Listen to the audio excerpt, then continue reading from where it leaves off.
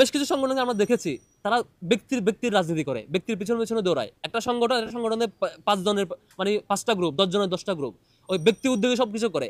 ব্যক্তির একটা বলয় থাকে, ব্যক্তি তার সুপিরিয়র ব্যক্তিকে মেনটেন করে, ওইখান থেকে নিয়ে সংগঠন চালায়। এটা সংগঠন বলে না, এটা হলো ব্যক্তি পূজা। যারা এই ধরনের কাজ করে তারা সাংগঠনিক টিম ওয়ার্ক বুঝেন না। আমরা যেটা করি এটা হচ্ছে ব্যক্তি পূজা না। একজন এক হলে 5 জন থাকবে, 5 জন 5টা গ্রুপে মেনটেন করবে, 5 জন সুপিরিয়র ব্যক্তিরে মেনটেন করবে, সেখান থেকে টাকা নিয়ে এসে যার যার কাজ করবে, লোকজন নিয়ে ঘুরবে এবং ব্যক্তির আলাদা কোরাম থাকবে। এই কোরাম পলিটিক্স আমরা পছন্দ করি না। বিশ্ববিদ্যালয়ের কোনো হলে আমরা কোনো রাজনৈতিক কর্মসূচি এখন পর্যন্ত চালাই নাই। এটা শিক্ষার্থীদের মধ্যে আমাদের কমিটমেন্ট ছিল, প্রশ্ন আবার আসার কথা না। আর এদিকে যে প্রশ্ন আসছে, বিশ্ববিদ্যালয় প্রশাসন আমরা শুনতে পেয়েছি ইউনিভার্সিটি প্রশাসন সংগঠনগুলোর সাথে আলাপ করতে চান, বসতে চান, বসে তারা একটা কনসেনসাসের ভিত্তিতে একটা সিদ্ধান্তে আসবেন। এটা ভালো, সবার সাথে আলাপ করে একটা কনসেনসাসের ভিত্তিতে সিদ্ধান্তে আসতে পারাটা ভালো। এটা জানতে পেরেছি, এখনো শিওর না আর কি। তো এটা আমরা আগেও বলেছিলাম, সবগুলো সংগঠনের সাথে আলাপ করে একটা ফরম্যাটে আসা, তাহলে পলিটিক্যাল প্র্যাকটিসগুলো সুন্দর একটা গোছানো ফরম্যাটের মধ্যে দিয়ে থাকে আর কি। স্বীকার করেছিলেন হলগুলোতে আপনাদের ছোট ছোট টিম আছে। ইয়েস। এই টিমটা আসলে কোন ফরম্যাটে কাজ করেছে, কিভাবে কাজ করছে, এইটা ভবিষ্যতে কিভাবে কাজ করবে, হ্যাঁ। বিশ্ববিদ্যালয়ের শিক্ষার্থীরা এটা নিয়ে সবচেয়ে বেশি অভিযোগ না, জানায়। আমি দুটো প্রশ্নের উত্তর একসাথে দিই। কিছুদিন আগে আমি একটা টক শোতে আমাদের টিম শব্দ উচ্চারণ করেছিলাম, ছোট ছোট টিম। এটা শুধু তখন আমি এর আগেও বলেছিলাম, কিন্তু একটা নির্দিষ্ট দলের এজেন্ডা বাস্তবায়ন করার জন্য তারা এই শুধুমাত্র এই ক্লিপ, পুরো বক্তব্য না শুনে ছোট্ট ক্লিপ প্রচার করে তাদের নিজেদের মানে ব্যর্থতা ঢাকার চেষ্টা করছে আর কি। এটা খুবই দুঃখজনক।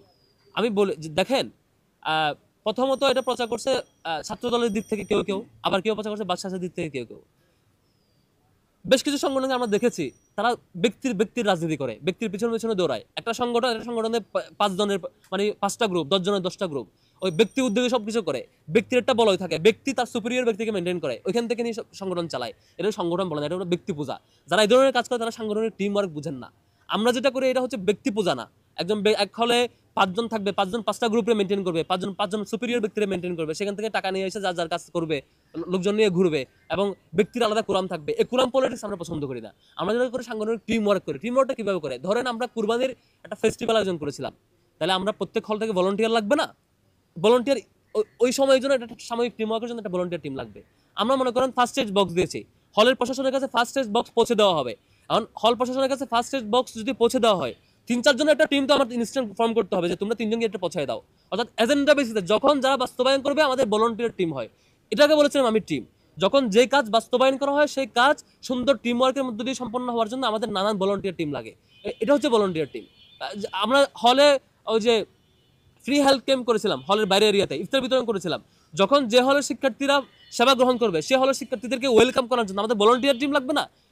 এই জন্য আমাদের জনশক্তিদের মধ্যে, ম্যান পাওয়ারদের মধ্যে যাদের পরীক্ষা থাকে না, যারা তখন ফ্রি থাকে, ক্লাসের ব্যস্ততা থাকে না, হলে থাকে, বাড়িতে থাকে না, তাদের নিয়ে ইনস্ট্যান্ট একটা ভলান্টিয়ার টিম ফর্ম করা হয়। তোমরা আজকের কাজটা বাস্তবায়ন করবা, কাজ শেষে এই টিমটা আবার ভ্যানিশ। মানে এটা হচ্ছে ভলান্টিয়ার টিম। এখন যারা এটা বুঝে না, যারা বুঝে ব্যক্তি রাজনীতি, যারা বুঝে স্বার্থের রাজনীতি, যারা বুঝে চাঁদাবাজির রাজনীতি, যারা বুঝে হচ্ছে গ্রুপ মেনটেনের রাজনীতি, তারা কখনো টিম ওয়ার্ক বুঝবেন না। তারা এটা নিয়ে অপপ্রচার করবে, খুবই স্বাভাবিক।